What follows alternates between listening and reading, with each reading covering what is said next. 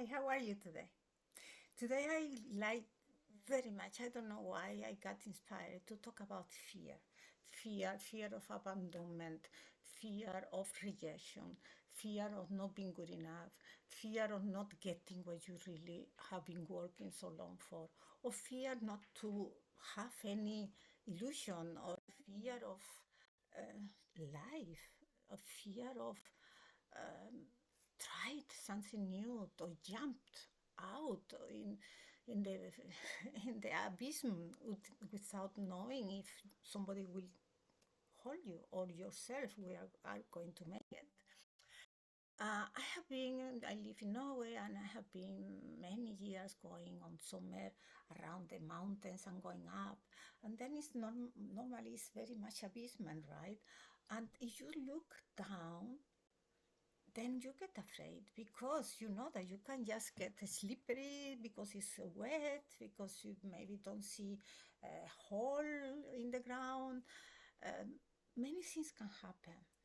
And all this is a choice normally between what do I feel that will make me feel happy now if I wouldn't have fear, and what do I dare to try to give me that satisfaction.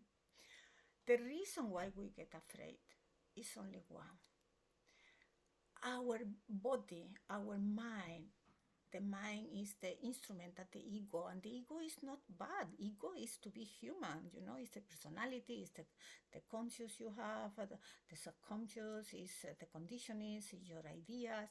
All that is constitute the ego, but also the fear, the fighting, the controlling mind, and the egocentrism, because of if I don't take care of myself, I don't exist. Me and my environment.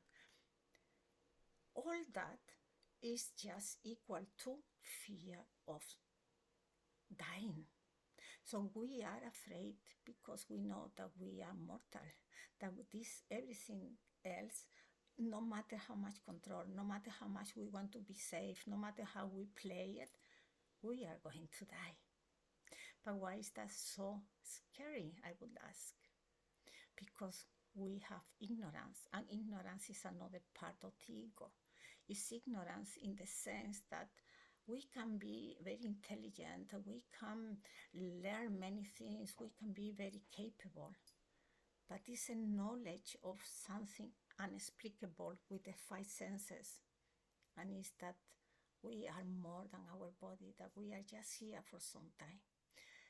This I am as talking very specifically because of that fear, that controlling mind, that limitation that we know is that we try to do everything else very affordable in our mind and very explainable, and also what is the word that I am looking for? That we know beforehand, control the solution or the results, okay? Result controlling, damage controlling in a way. But that is impossible because life doesn't control. You cannot control life. You cannot control anything. I have seen it in so many ways. You build a house and it's wonderful, and then suddenly happen. It comes a hurricane, or it comes a lightning, and the house gets away. Or maybe you are working and working and working and saving, and then you are planning to make a trip, and then somebody die or you die. Life is uncontrollable. So what is it, all this mumble jumbo that I'm saying, what is it that I'm trying to say? Live in the moment, because life happens now. If you live in the past, you get depressed, because the things that we tend to remember are the things that have hurt us. Or if you are remembering things that they are nice, or that means a longing to repeat it again. And if you are thinking and projecting all these experiences to the future, you get anxious because you cannot know if that will come or will happen. So live in the moment, live in the present, trust your heart, have congruence and coherence with your thoughts and the longing of your heart. And jump because you live now. Next time, if it doesn't happen like you thought, it will come in another way. As long as you live, you have hope. As long as you live, it's possibilities. It's always a solution. The only thing that doesn't have solution for the five senses and the ego is death. But death is actually just another dimension and is actually liberty.